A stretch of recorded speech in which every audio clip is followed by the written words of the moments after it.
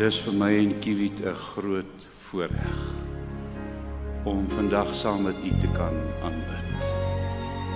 Lekker om by ons mense te wees en julle te leer hoe die Kaap se weer eties en ordentlik is sonder om 'n mens bang te slaan. Toe ek vanmôre die deur oopmaak, toe sê ek dankie Here, my gebed is verhoor.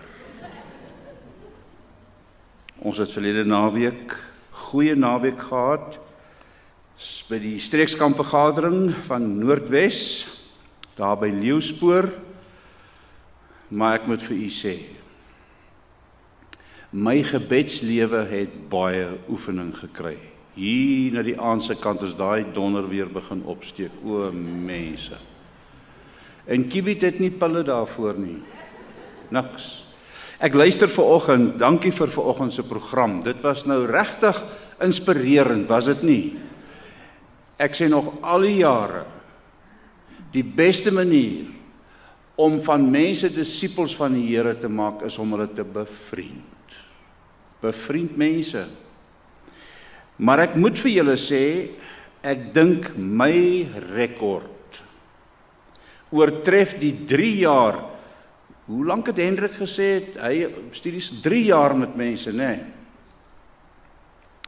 Toe ek in die weermag was in Youngsfield onder in die Kaap, toe ontmoet ek deur my majoor, want ek was sy blue-eyed Duitsertjie soos hy my genoem het, ontmoet ek die kroonkiewit van Hoog-Constantia.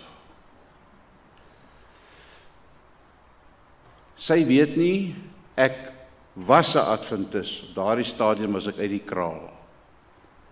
En ons raak bevriend, en die stemmetjie begin al meer hier agter vir my sê, jy vat nou 'n girl hier uit die NG Kerk uit, jy's buite kan die kraal, wat nou?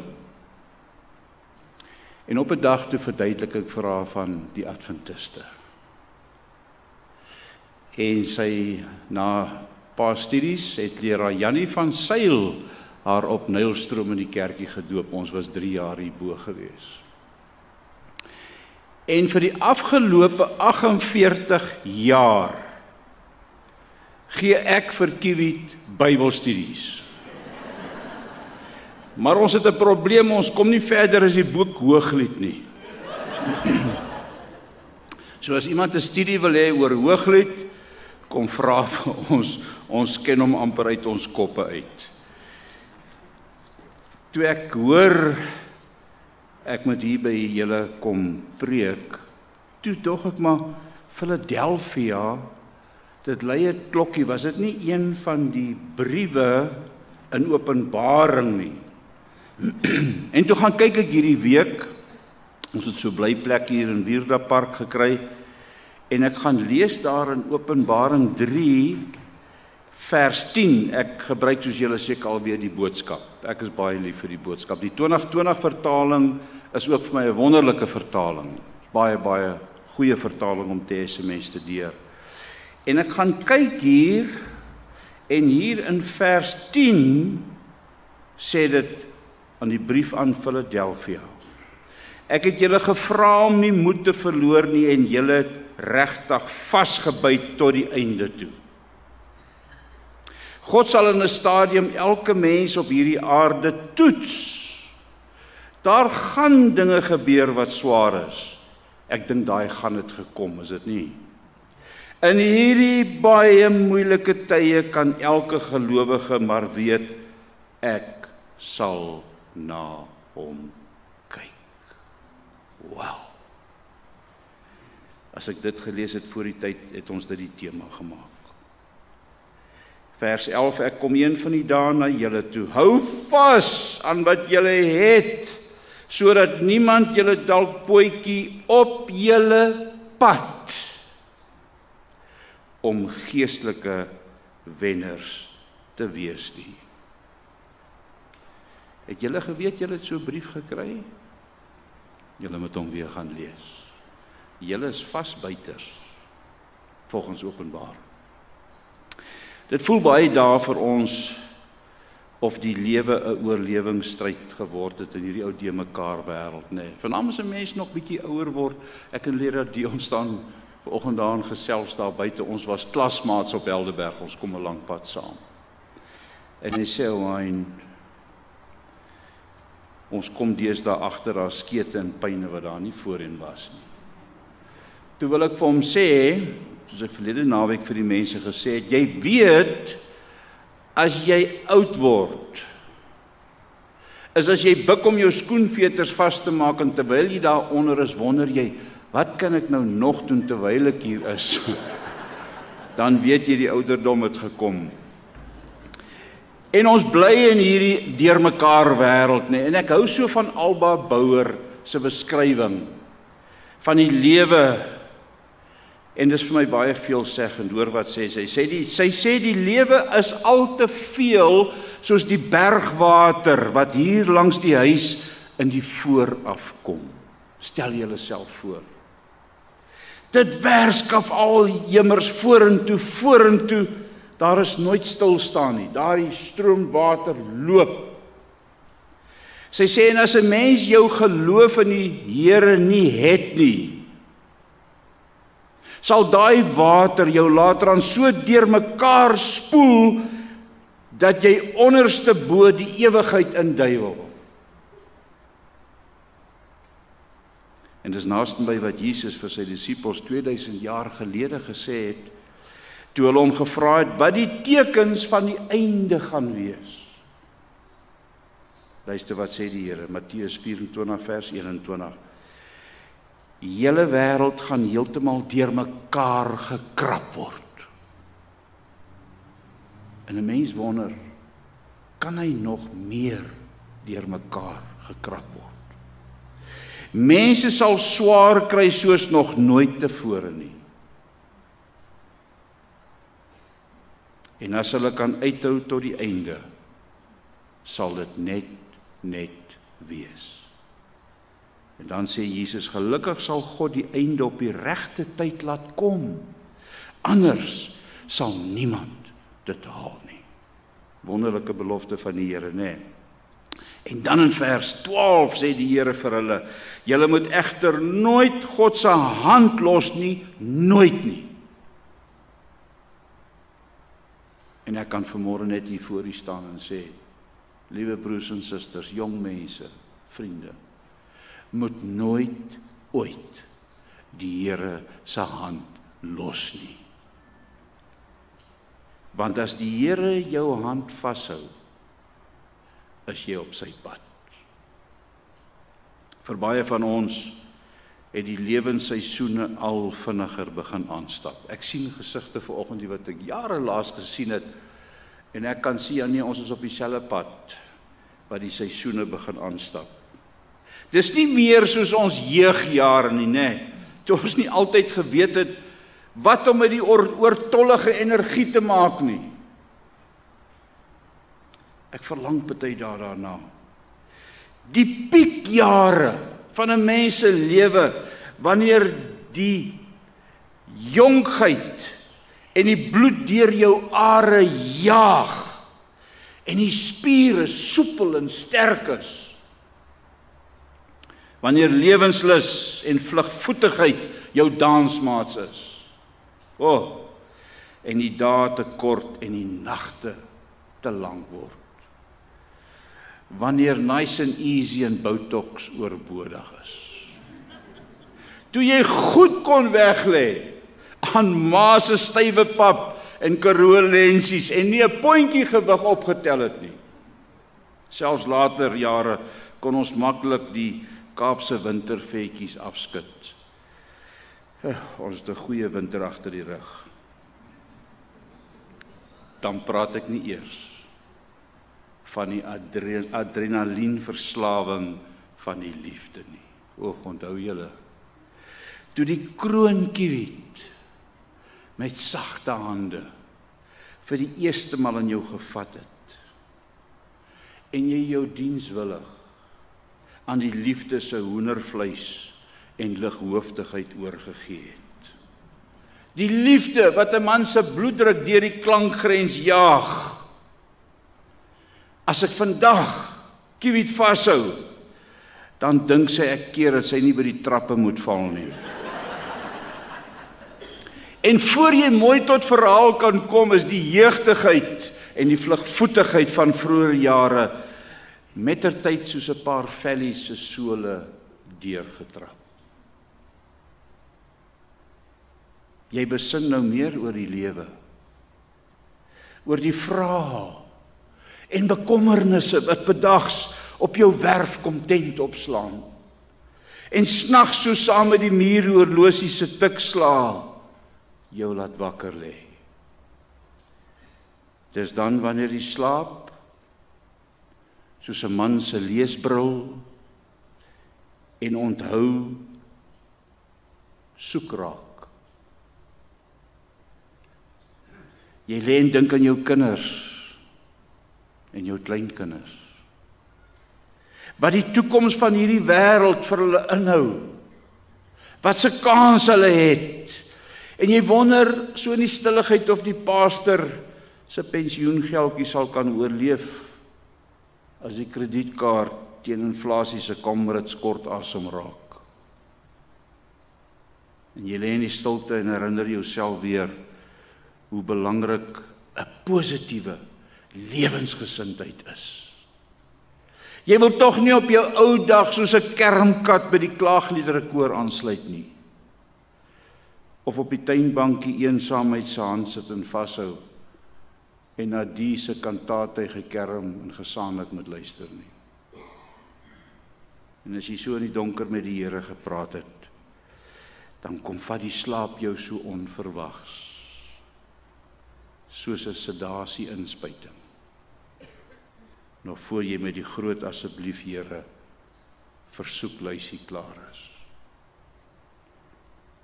Ek hou van Virginia Satir se woorde, luister wat sê sy.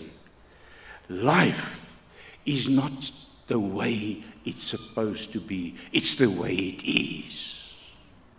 The way we cope with it is what makes the difference. Wat sê sy, die lewe is nie hoe dit veronderstel is om te wees nie. Glad nie. Die manier hoe ons daarmee omgaan is wat werklik die verskil maak. Broers en susters, geliefdes, jong mense, die realiteit van die lewe waarin ons elke dag bestaan, beïnvloed tot 'n groot mate ons gesprekke, ons gedagtes, ons ingesteldheid. En daarom is dit so belangrik dat ons onsself die vraag gereeld moet afvra, op watter pad bevind ek myself? Watter pad bevind ek myself? Want dit bepaal nie net my eindbestemming nie. Dit is baie belangrik om te weet waar ons eindbestemming is. Maar dit bepaal ook intussen my missie hier op aarde. En my vreugdes, ervarings, terwyl ek elke dag op reis is. Ons is nie sad Adventis nie. Ons is Adventiste wat veronderstel is om mense te wees wat die lewe 'n vreugdeservaring voor is, want dis wat die Here wil hê. Fotografie, soos u weet, was en is nog steeds 'n groot liefde in my lewe. Deels omdat dit skepping van aard is en die kunstenaars hinkering hier in jou binneste tevrede stel, maar ook omdat dit 'n stokperdjie is waarin 'n mens jou emosies, jou drome, jou vreugdeservarings in kan vasvang. Ek het as veldkind op die plaas groot geword en die buitelewe was ons stukkie paradys wat help vorm het aan ons menswees. En nou dat die ou dag ongenooid soos 'n vreemdeling op jou werf skielik opgedaag het, bly die mooi herinneringe van jou kinderweesdae en jou fotografie-ervarings nog steeds 'n vreugdesreis wat keer dat die ou siel nie moeg raak nie. En ek moet sê die Bosveld het vir baie jare deel daarvan uitgemaak. Van hierdie fotografie-ervarings en van ons kindweesdae. Die groot krumetartbome wat waghou oor die Mopani vlaktes. Die vlakvarke wat die hasepad kies met hulle kom ons laat waai antenna stertjies. Die katlagtervoëls wat luidkeels protesteer as hulle in 'n sekelbosboom kerkraad hou. Die slingerspore van die donkiekarre wat droëhout aan ry huis toe. En een van die kosbare herinneringe wat ek altyd deur hierdie jare saam met my dra en baie daaraan dink, is die donkiekar wat ek jare gelede een laat somermiddag op 'n stil grondpad tussen Warmbad en Roetan in die destydse Noord-Transvaal raakgeloop het, en waarin ek heelwat na verwys het in van my preke en ook in van die boek. En die prentjie is vandag nog helder in my geestesoog. Die twee donkies wat hang oor en kop onderste bo, al sleepvoet aanbeweeg, soos ons kindwees daar, se Kersfees, wat nie haastig geken het nie, maar met Afrika tyd geloop het. Dis toe dat ek die kennisgewing agter op die donkiekar gesien het. Nou onthou as kind, terwyl ons saam met pa gery het ons baie maal motors gesien met 'n plakker op die agterruit. Kan julle dit nog onthou? Please pass, running in. En dan pa gewoonlik vir ons verduidelik dat dis sekere motor met 'n nuwe engine. En dat jy nou met daai nuwe engine moet stadig ry en sê vir die ander karre, julle kan maar verbykom, want die kar van my moet teen 'n lae spoed eers ingeloop word, soos 'n paar nuwe Kersskoene wat jou druk. Die kennisgewing op die donkiekar was in groot krom letters met wit verf geskryf. Please pass, running out. In vandag se wêreld sien ek baie mense met dieselfde kennisgewing in hulle oë, in hulle krom skouers, in hulle knieë wat knak, in hulle kop onderste bo sleepvoet lewenspas. Please pass, running out. Iemand skryf op Instagram, ek het vanoggend kwaad en hartseer wakker geword. Die wêreld is 'n mal plek en ek sukkel om sin te maak van alles wat aangaan. Ek wil bid en skree op dieselfde tyd, maar selfs dit voel vandag so klein en nutloos en ek dink aan almal wat swaar kry in hierdie tyd en probeer om nie enige haat in my en vrees in my eie hart vatplek te gee nie. Dit klink amper soos die hulpgeroep van Psalm 130, nê. Wat sê Dawid? Uit die dieptes uit roep ek na U, Here. Luister tog na my, hoor tog my hulpgeroep. Ek hou so baie van die skrywer Hans Du Plessis, wat hierdie Psalm op merkwaardige wyse vertolk in die Griekwa mens se verwerking. Luister wat sê hy. Uit die pitse uit staat skrou ek U se naam, hoor tog die stem met die ellende saam. Luister nou net, hoe laat ek vir U sit smeek as die ellendes oor my ou siel staat breek. 'n Mens het begrip vir so 'n gevoel van magteloosheid en wanhoop, is dit nie? Dis 'n wêreldsmart wat mense met angs en sielnood tussen die ruïnes van Gaza-strook en die Oekraïne laat uitroep. Dis of die mens tussen die pynhope en mirasies van swaar kry en armoede vasgevang is en probeer sin maak van alles wat in die wêreld vandag om ons en met ons gebeur. As die ellende oor my ou siel staat breek. Partymal dink ons, Kinders van die Here beland nie in situasies van droefgeestigheid, van sielswroging nie. Dit getuig tog immers van 'n swak geloof, sê party. Van 'n wantroue in die Here se beloftes wat vol in sy woord staan. Ons glo tog immers kinders van die Here word nie partyoggende kwaad en hartseer wakker as die lewe nie meer vir hulle sin maak nie. Kinders van die Here dink altyd net aan hulle manna dae, toe hulle mandjies vol van die Here se goedheid kon bymekaar maak. Kinders van die Here wat op die pad van die Here loop, beland nooit in 'n put van ellende nie. As dit maar net so was. Hierdie denkpatroon is egter 'n wanbeeld van ons lewe hier op aarde, is dit nie? Al is jy kind van die Here. In werklikheid beland ons dikwels in 'n put van ellende, en dan weer klink ons hulpkreet ook, ek is in groot moeilikheid, help my asseblief Here. En dis of 'n put van sonde, wat ons van ons vryheid en ons vreugde beroof, of dis 'n put van swaar kry en hartseer, waarin ons gebroke en droefgeestig soms vasgevang sit. U weet waarvan ek praat vanoggend. Partykeer is dit net 'n put van mismoedigheid, van teleurstelling. 'n Put van lewensmoegheid. 'n Put van depressie.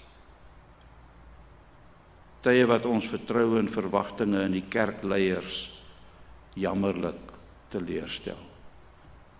En ek sê dit met hartseer in my hart vanoggend. Wanneer dit vir ons veiliger voel om eerder op 'n Sabbat by die huis te bly en op Loma Linda se aanbiddingsdiens in te skakel.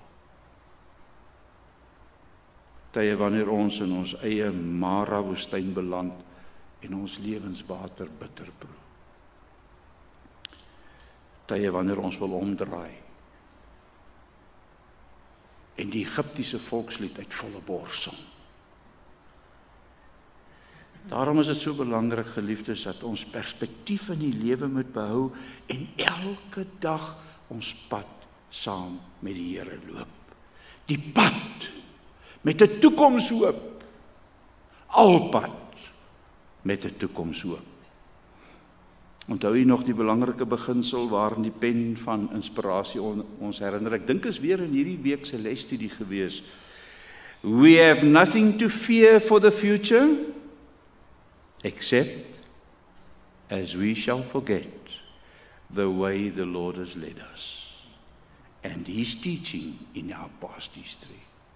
So ek wil u nooi om vlugtig saam met my na 'n paar voorbeelde wat die geskiedenis ons leer, te kyk hoe die Here telkens vir sy kinders ingetree het en hulle weer op sy pad gekry het.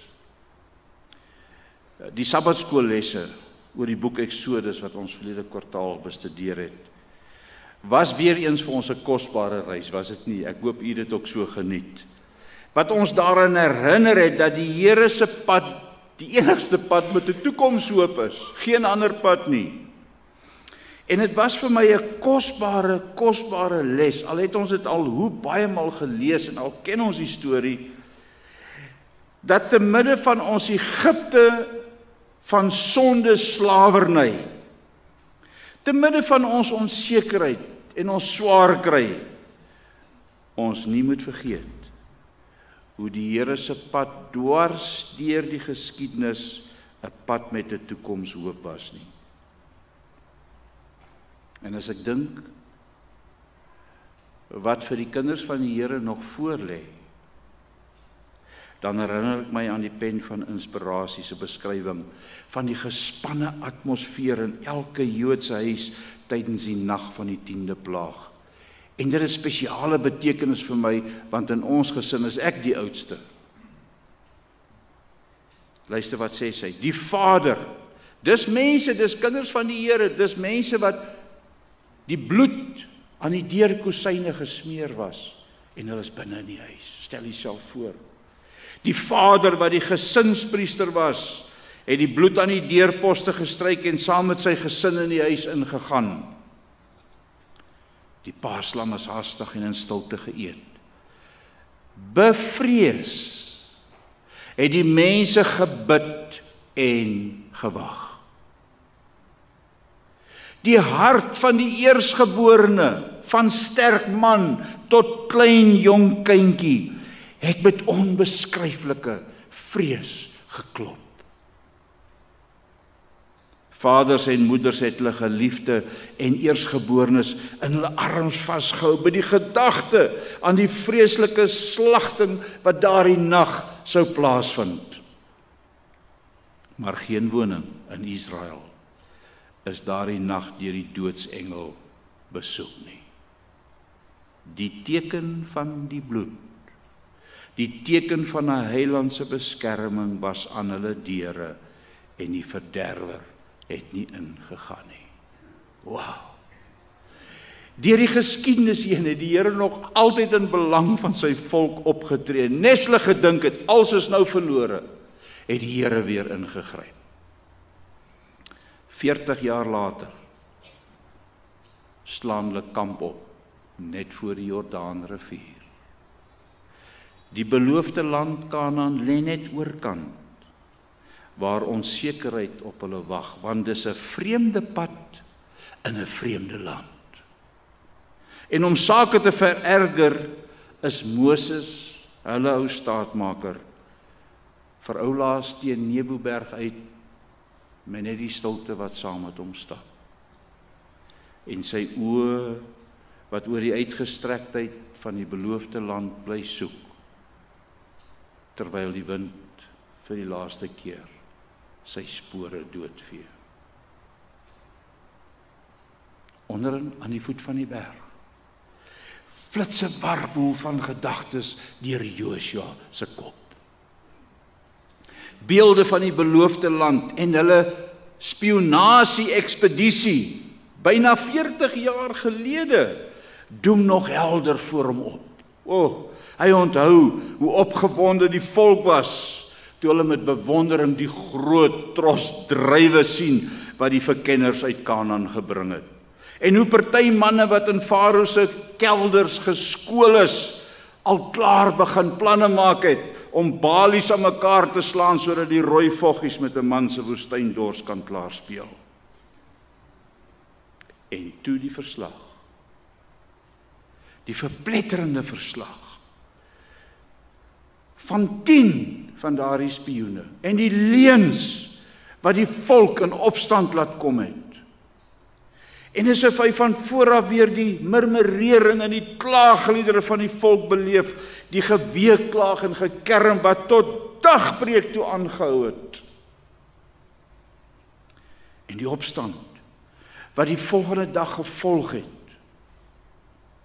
En hoe hy en Caleb vure probeer doodslaan het, en hulle boodskap bo die geweeklaag en opstandige droefheid van die volk gehoor kan word, toe hulle uitgeroep het, dis 'n ongelooflike mooi land waarna toe ons gaan.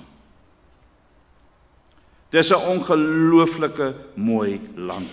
En as die Here met ons is, as ons met sy pad loop, sal hy ons help om hierdie land in te neem en daar te gaan bly. Moet asseblief nie die Here se gesag nou uitdaag nie. Moet nie vir die land en sy inwoners bang wees nie. Ons kan hulle maklik oorrompel. Hulle afgode waarop hulle staat maak, sal hulle nie kan help nie. Want die Here is aan ons kant. Moenie vir daardie spul bang wees nie.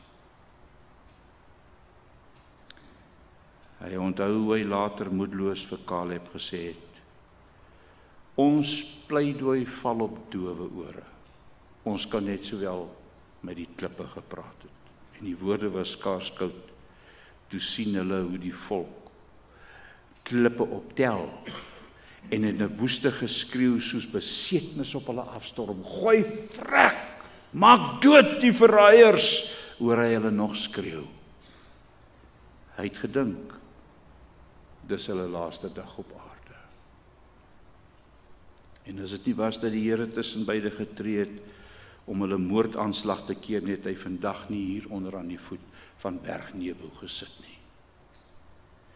En asof hy weer sien hoe die heerlikheid van die Here se teenwoordigheid skielik die tabernakel in helder vlamme verlig. Hy onthou nog hoe hy 10 verkenners, die verslaggewers van die duiwel, vreesbevange na hulle tente toe sien terugkruip het. Nou is Moses nie meer daar nie. En asof die leemte wat sy sterk leierskap, sy vaderlike toegeneentheid en sy onwankbare geloof nagelaat het, 'n onsekerheid in Joshua se gemoed bring.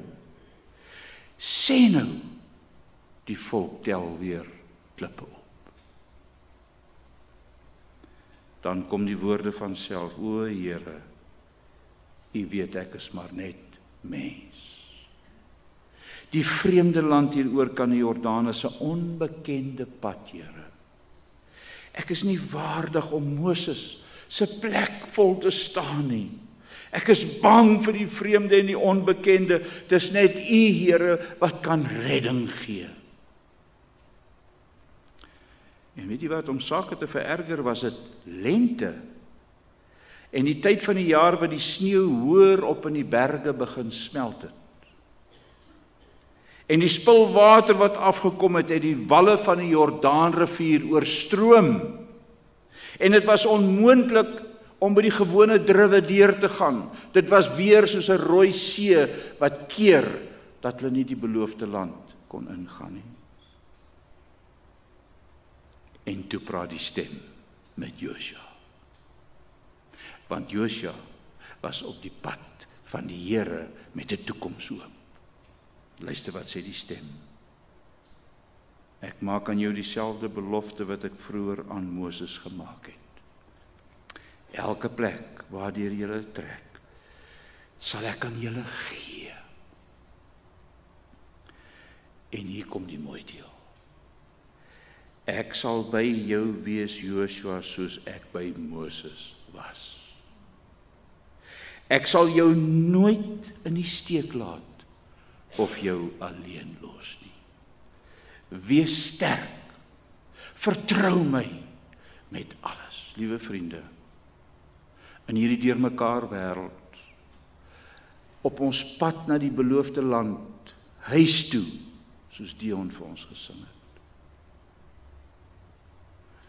moet ons hierdie stem elke dag hoor, wat met Joshua gepraat het.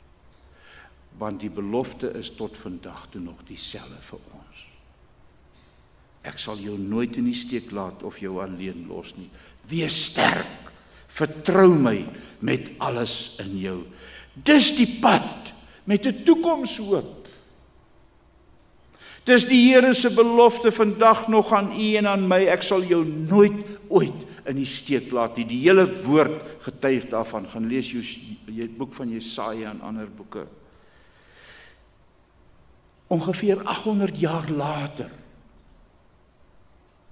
na die Here met Joshua gepraat het, sit die profeet Jeremia tussen die bouvalle van 'n verlate Jerusalem.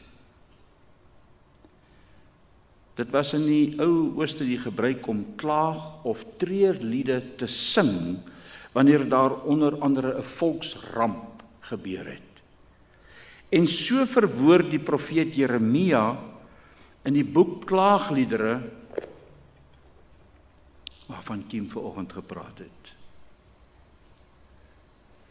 die verskriklike lyding van die verbondsvolk, wat hulle deurgemaak het tydens die belering en val van Jerusalem. Daar was hongersnood, daar was bloedvergieting, u ken die geskiedenis, ongekende wreedheid, selfs onder Joodse geleerdere, hoe hulle met mekaar opgetree het. En boonop is 'n groot deel van die oorgeblewe bevolking nog weggevoer in ballingskap na Babylonië, nee. En nou begin die boek Klaagliedere met hierdie woorde. Ek hou so van die boodskap. Ai tog. Hoe verlate is die stad waar mense mekaar eens vertrap het. Sy wat so belangrik was onder die nasies, het nou soos 'n eensame weduwee geword. Sy wat die leier was, word nou verplig om vir hulle te werk. Sy sit dwars deur die nag en huil met trane wat oor haar wange loop. Dis amper of 'n mens die beeld sien van vrouens vandag tussen die pynhope van die Gaza, is dit nie? Geen hoop, geen toekoms. En dan in hoofstuk 3 vertel hy ons so iets van die swaarkry en ellende en sy klaaglied klink ten hemel. Ek gaan nie die hele gedeelte vir u lees nie.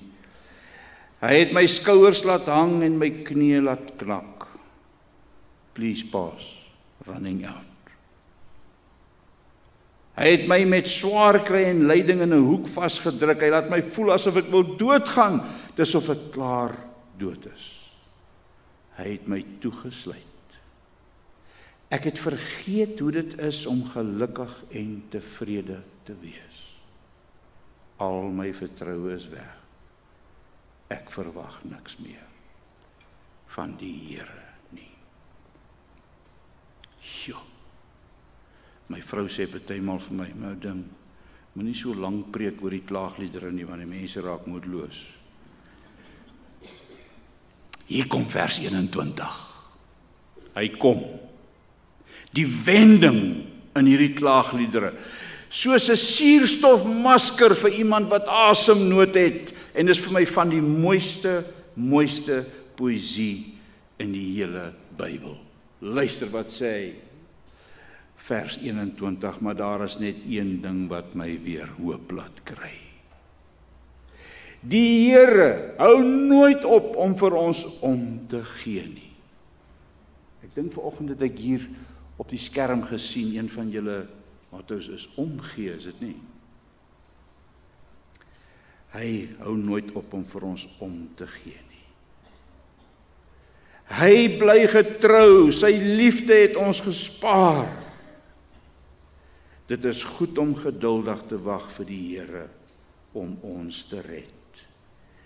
En dan hierdie pragtige woorde. Vers. Moet ek mooi kyk, waar is hy nou? Hy het gekeer dat ons heeltemal uitgewis is, vers 23. Elke oggend is U maar weer daar. Ek sê vir myself, ek vertrou die Here, want hy gee vir my lewe. Voel jy party dae of alles net te veel geword het? En is nie net hier by ons nie. My suster wat in Sydney in Australië bly sê, daar's van daai ou mensies wat wel was, mooi huise gebly het en skielik het die ekonomie hulle betrap. Party van hulle wat in motorhuise by mense bly. Voel dit partymal vir u dat die Here nie luister as jy bid nie, al roep jy ook hoe hard. Voel dit vir julle ook partymal of julle al vergeet het hoe dit voel om gelukkig en tevrede te wees, asof jy niks meer van die Here verwag, soos die profeet Jeremia skryf nie. Voel dit soms vir u of u voor hierdie vol Jordaanrivier staan en jy weet nie hoe jy daar deur gaan kom nie. Vloedwaters wat jou geloofpad huis toe versper, soos 'n hek toemaak. Luister ons partymal na bangmaak stemme wat sê, hier kom benoudheidsreuse, wat jou so sprinkane onder hulle voete gaan vertrap. Ek kry telefoonoproepe van mense wat vir my sê, leraar, wat moet ons doen? Party sê dit, party sê dat, moet ons verkoop, moet ons berge toe vlug. Ek hoor dit baie. Verkoop honde, hoenders en huisraad, die hele kaboedel, en vlug berge toe voor dit te laat is. Soms kyk ons na die wêreld om ons en ons wonder wanneer alles net eenvoudig in mekaar gaan stort. En dis wat die humaniste glo, is dit nie? Hulle glo ons as mensdom is op 'n vervoerband, 'n conveyorbelt op pad na die krematorium sonder enige toekomshoop. Wat sê die klaagliedere vir ons? Hy het gekeer dat ons heeltemal uitgewis is. Hy het gekeer. 'n Mens kan altyd op U vertrou, elke oggend is U maar weer daar. En soos Israel van ouds, geliefdes, is ons vandag medereisigers, medepelgrims, nog in 'n wêreld met sy rooi see, nog in 'n wêreld met die farao en sy weermag wat ons gedurig agtervolg elke dag. Nog maar as 'n bitter water, honger en dorste, leerstellings, om woestynomswerwinge wat nog elke dag deel van ons lewe vorm. Die lewe het veel eisend geword, is dit nie? Ek hoef hier nie vanoggend daaraan te herinner nie. Ons leef te midde van politieke en ekonomiese striwelinge, bedrog, van prysstygings wat ons soms benoud maak, van werkloosheid wat baie verarm, van 'n toenemende kontras tussen die rykes en die armes, die vertrapping van menseregte en waardesisteme, en die eskalering van geweld en sedeloosheid, selfs, en ek sê dit versigtig, selfs die politieke striwelinge binne die kerk. Broedertwis en teologiese kwessies wat dreig om tweespalt en twis te veroorsaak. En dan lê die Jordaanrivier se water soos 'n versperring voor ons, want elke swaar kry het 'n ander gesig. Oral is daar tekens dat die eindtyd vinnig nader is, dit nie. Ons wêreld is op 'n selfvernietigingspad. Please pass. Running out. En die onsekerheid wanneer dit gaan gebeur en wat ons ter voorbereiding moet doen, bring in baie se harte besorgdheid. Soos in die harte van die disippels toe hulle Jesus gevra het, wat gaan die tekens wees aan die einde van tyd? En ek dink altyd aan die Joodse volk, daardie nag, waarvan ons net nou gelees het. En ek sê vir myself, die Here kon so maklik vir Moses duidelike instruksies gegee het van wat vir hulle voorlê. Moses voor hulle môreoggend vertrek, wil ek hê jy moet met die volk gaan praat en sê vir hulle, hier aan die ander kant lê die Rooi See, maar moenie bekommer nie, die Here gaan daardie Rooi See vir julle oopmaak. En weet jy wat gaan hy nog doen? Hy gaan die farao en sy weermag in daardie waters laat verdrink. En die Here gaan ons veilig deurlei. Die Here gaan vir die ou mense en die kinders sorg. Hy sal hulle help. En as julle by Mara kom, gaan die water bitter wees, maar moenie bekommer nie, ek gaan daardie water weer soet maak. En ek gaan in 'n wolkkolom bedags, dat die son julle nie verskroei, en in 'n vuurkolom snags, dat hy vir julle lig gee om in die koelte te trek. Ek gaan dit vir julle doen. Ek gaan keer dat die giftige slange julle nie pik nie, en siektes en peste. Ek sal julle daarteen beskerm. Maar die Here het nie 'n woord hieroor vir Moses gesê nie. Nie in my Bybel nie. Inteendeel, hy gee vir Moses instruksies hoe hulle die paaslam moet slag, die bloed aan die deurkosyne moet verf, en hoe hulle as gesinne die paasmaal moet voorberei, brood sonder suurdeeg en sous van bitterkruie, en hulle gordels moet om die heupe vasgebind wees, sandale aan die voete, kieries in die hand, gereed. Want die instruksies gaan oor aanbidding. En vandag wil die Here hê dat dit vir ons moet oor aanbidding gaan. Want hy sal, as ons saam met hom op die pad van toekomshoop is, sal hy al hierdie ander dinge vir ons doen. Ons moet hom net vertrou, want hy is elke oggend weer daar.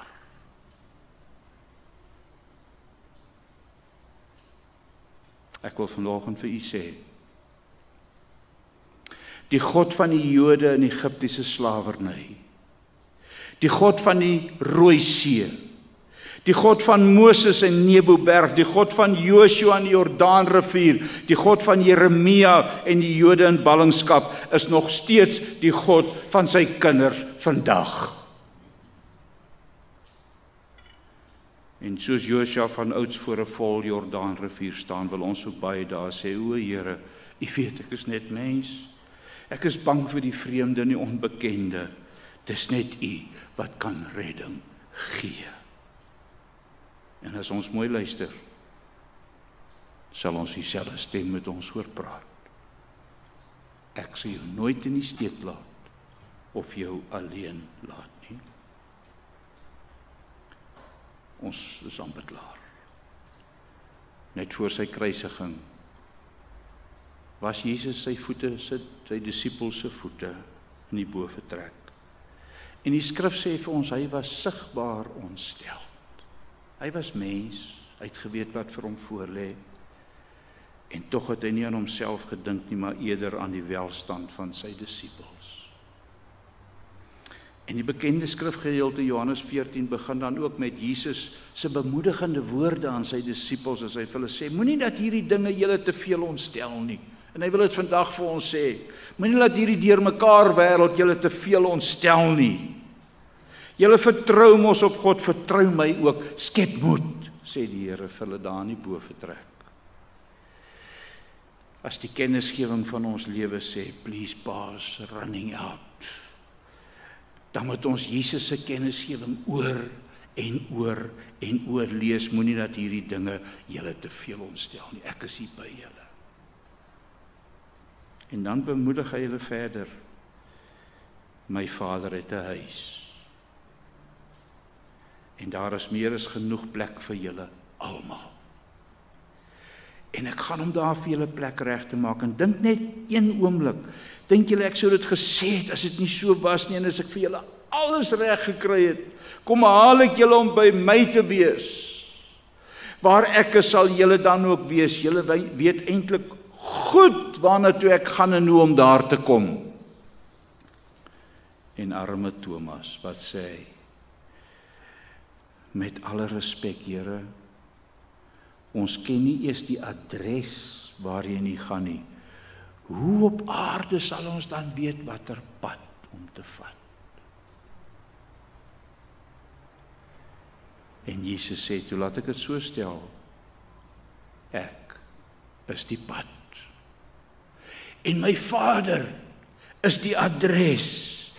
En wie hierdie pad loop, kom by die ware lewe uit. As iemand anders se pad loop, sal hy nooit by my Vader uitkom nie. Jesus is die pad. Die pad met 'n toekoms oop. Die enigste pad na ware lewe. Daar's een ding wat my weer hoop laat kry. Die Here hou nooit op om vir ons om te gee nie. Luister wat sê outeer Chesterton, hy sê, there is no medicine like hope. No incentive so great and no tonic so powerful as the expectation of something better tomorrow. Elke oggend is u maar weer daar. Liewe medereisiger, miskien wil u van tyd daar vir die wêreld sê, please pass, running out. Miskien weer klink jou klaaglied. Luister net hoe laat ek vir u sit smeek as die ellendes oor my breek. Party dae lê daar 'n rooi see voor jou met die vyand se stofwolke wat vinnig nader kom. Party dae vol Jordaanrivier met vloedwaters wat die oewers oorstroom en jou Kanaan ontoeganklik maak. Miskien weer klink jou klaaglied tussen Jerusalem se bouvalle of in 'n vreemde ballingskap. Miskien is die wanhoop en onsekerheid van die lewe so oorweldigend dat jy net wil handdoek ingooi. Jesus sê vandag vir jou en vir my, moenie dat hierdie dinge julle te veel ontstel nie. Ek is die pad met 'n toekomshoop. Julle moet egter nooit God se hand los nie. Ek sluit af met die kosbare belofte in die Bybel, wat ons vind in die mooiste boek van die Bybel, Jesaja. Jesaja 35 vers 3 en 4, soos in die boodskap weergee. Hierdie nuus is bedoel om mense wat moedeloos geword het op te beer. Om die wat voel dat hulle net nie verder kan nie, omdat alles net te veel geword het, moed in te praat, sodat hulle met nuwe oë na die toekoms kan kyk. Gaan sê vir die wat bang is, hulle moet op die Here vertrou en hulle nie oor alles bekommer nie. Die Here is op pad om hulle vyande die les van hulle lewe te leer, en wanneer hy daarmee klaar is, sal hy sy mense se omstandighede verander. Dus die pad met 'n toekomshoop. 'n Mens kan altyd op U vertrou. Elke oggend is U maar weer daar. En ek sê vir myself, ek vertrou die Here. Want hy gee vir my lewe. Hy is die pad met 'n toekomshoop. Amen.